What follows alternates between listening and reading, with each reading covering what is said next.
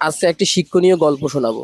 একটি বড় সবুজ বাগানে অনেকগুলো বাজরিগার পাখির কলোনি ছিল। তাদের মধ্যে সবচেয়ে বুদ্ধিমান ছিল একটি নীল হলুদ রঙের পাখি, নাম তার নীলু।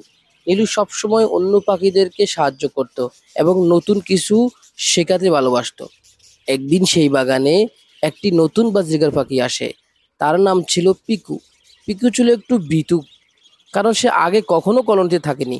অন্যান্য পাখিরা তাকে নতুন মনে করে তাকে খেলায় নিতে চাচ্ছিল না। নীলু এগিয়ে এসে তাকে বলে, পিকু, মন খারাপ করো না, এসো, আমি তোমাকে আমাদের কলোনির নিয়ম শিখাবো।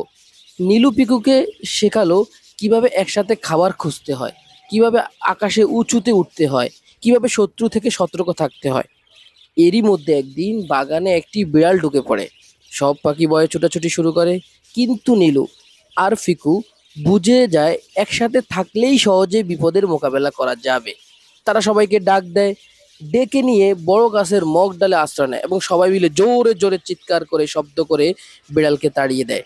বিড়াল চলে গেলে সবাই পিকুর দিকে তাকিয়ে বলে, পিকু, তুমি সত্যি সাহসী।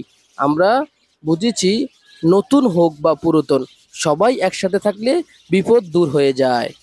এই গল্প থেকে আমরা কি শিখলাম? এই গল্প থেকে শিখলাম যে কাউকে ছোট মনে করা উচিত না, কাউকে ছোট মনে করা উচিত না। 2 নম্বর আমরা শিখলাম একতা এবং সহযোগিতার মধ্যে শক্তি আসে, একতা এবং সহযোগিতা থাকলে শক্তি আসে। তৃতীয় হচ্ছে নতুন কাউকে বন্ধু বানাতে এগিয়ে আসা উচিত, নতুন কাউকে বন্ধু বানানো ভালো।